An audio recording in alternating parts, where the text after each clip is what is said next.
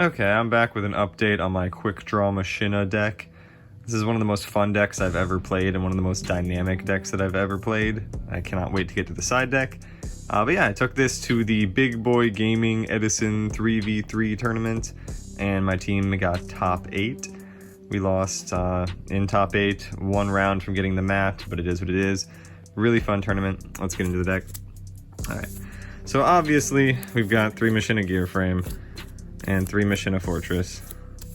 And then I'm sticking with the 1 Force, just because you really don't want to draw the card.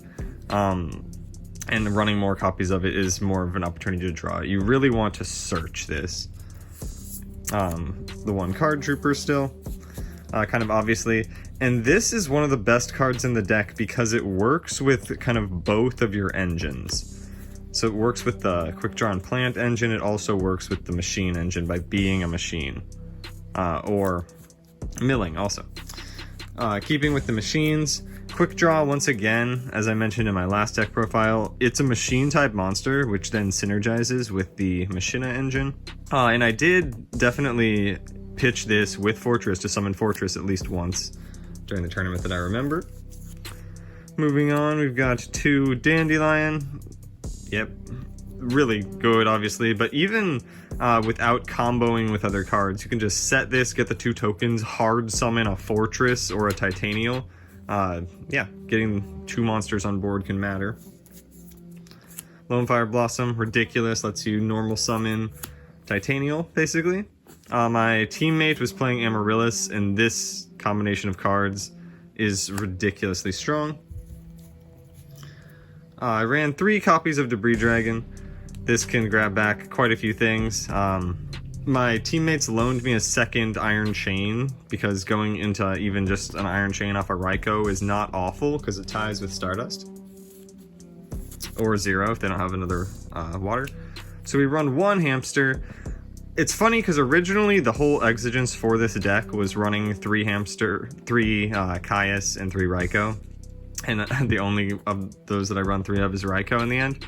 I really actually do not like flip effects. Despite these being some of the strongest flip effects, they feel slow. In Edison, it's okay later game sometimes having slower cards if it's more grinded out, but sometimes it just hurts and feels too slow when you top deck something like a Hamster. One of the best openings though, of course. So, 3 Raikou. This mills, it pops stuff, really good. Don't need to explain that too much. 3 Lila. I really like this. I've gone back and forth between 2, even considering 1. I really like 3 Lila because it does threaten their back row by existing. It just sits there and then it influences what they set. Or, like I said last time, the deck looks like it has a lot of normal summons, and my team brought that up. But really, there's times when I don't even have something that I want to normal summon for my turn, and it's nice to use the normal summon to essentially pop a back row for free. Alright, an update on the deck based on the guy that topped with QuickDraw at YCS Las Vegas. I decided to put in a morphing jar. I only saw this like 1 time at the actual Edison 3v3, but at locals before. This definitely put in work. I happened to not draw cards that then let me win the game off of it, but it was like my last card. He jokingly was like, if this is a morphing jar, and I was like, it is!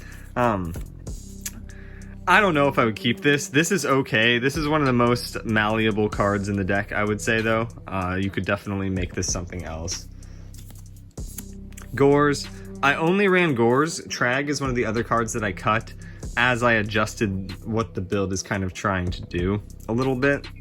Meaning, there's not all that much I can make off Trag that feels impactful, I guess. It just seems like any other card would be more impactful.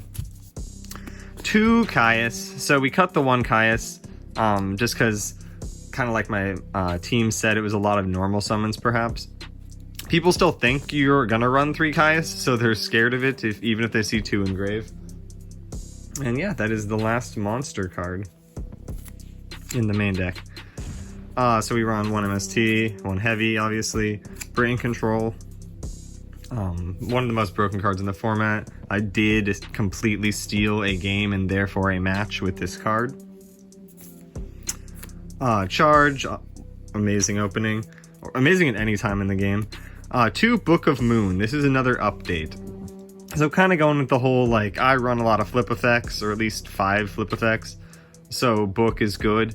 But also, I'm essentially, with this deck, trying to get my opponent to think that I don't play traps. And this furthers that narrative, I guess, that I don't play trap cards. 3, Pot of Avarice. This is really good. Like, this is a, like, people joke about it when you're activating it because it's so good card. And again, this deck was kind of built, like, what can support 3 Pot of Avarice? Was kind of even what caused this deck to come about. Ridiculously good. You resolve 2 almost any time that you see 2.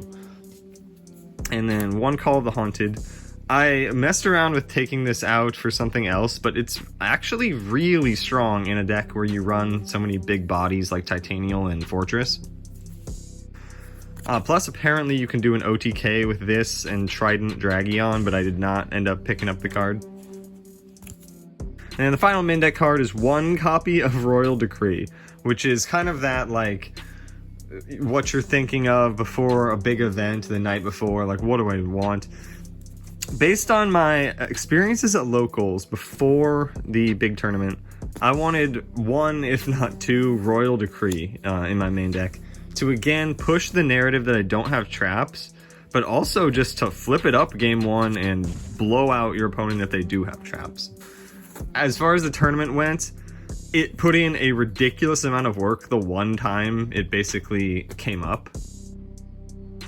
One of the only matches that I lost, which was a Machina mirror to a guy that ended up splitting top 2, which feels good, I guess. He MST'd this, blind MST'd this, and it would have swayed the game so much if he didn't. So I stand behind main decking 1 copy of Royal Decree. On to the extra deck, which does matter, but is less interesting. You can't even really make this without brain control, but I did cut the Cataster. We would still run the Brio, though. 2 Drill Warrior. I don't think I double drilled at all during the tournament, but there was a time when I could have, but I made Turbo Warrior instead for the first time. Once again, 2 Iron Chain is what I actually ran at the event. Never made 2, but I had 2 Iron Chain at the event. Yugioh. Again, you can't make this without brain control, but the 6 stars are just ridiculously powerful cards if you do need to go into them. Empty Sleeve from, I guess, the 2nd Iron Chain. Ancient Fairy. There was a time when I thought about going into this just sitting on it in defense because it could actually be hard to get over. I didn't, but that is maybe a slept-on play in the format. Black Rose, once again, ridiculous card. Junk Archer. This is an addition to the deck because people say it's good. I never went into it. I did go into this guy, though. Nitro Warrior. So I guess I had an opportunity where I at least debated going into a Junk Archer. But 28 was pretty good. Stardust Dragon. I don't think I ended up making this at the tournament, but pretty good dragon. And then I did borrow, once again, 1 Red Dragon Archfiend from my teammates that I did not go into, but it's another thing you can go into off debris. And then 1 Chimera Tech Fortress Dragon. I did, on the opposite side, have my opponent double Sidra me in 1 match, but then they only ran 1 Chimera Tech at least, so running 2 can matter.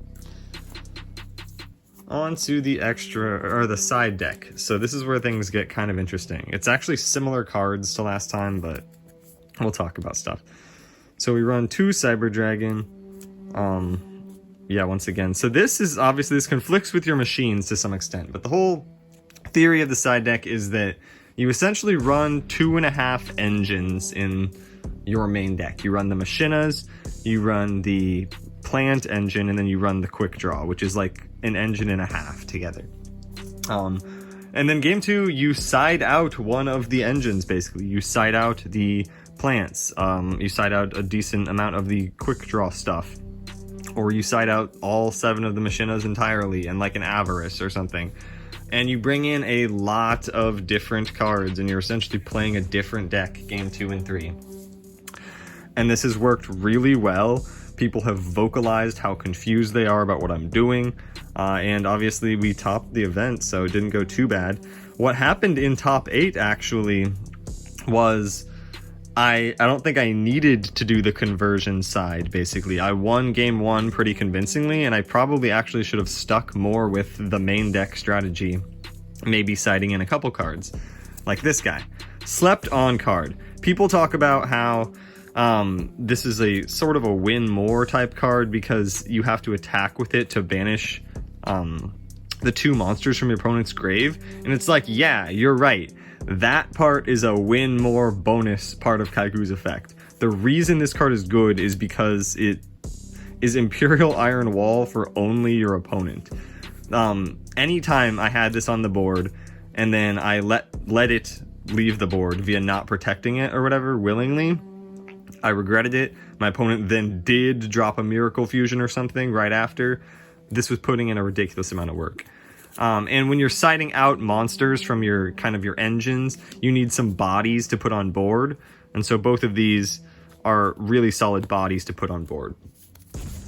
DD Crow, I'm losing faith in this card. It's strong when it works, obviously, one of the only hand traps. But it is, sometimes it doesn't do enough, like against frogs. Snowman Eater, this put in a little bit of work. Again, it's an okay card. It's definitely a pretty solid card. I cut it down to 1 pulling the rug just because I wasn't sure what I was actually worried about. Basically I cut this down to 1 pulling the rug at the last second. 1 Torrential, 1 Compulse. This is what I swapped out for the pulling the rug. Thought it might be more versatile. 1 Mirror Force. 2 traps done once again. Even though I run the Decree in the main deck, if I'm going to be siding in a bunch of traps, I might not want the Decree. Sometimes I left it in anyway. And then 2 Bottomless as the last 2 cards. So again, these are pretty similar cards to what I ran in the other build, but I could do its own separate video on like this side decking conversion side thing. And I'm so happy that we topped the event. Obviously I'm happy to top the event, period, but it just feels good to kind of have proof that this worked at all, you know? This conversion side thing definitely worked. I don't know that Machina QuickDraw Plants is the best conversion side deck in Edison, but I'm definitely interested in this idea now. So be on the lookout for other builds I have coming up. And thanks for watching. Peace.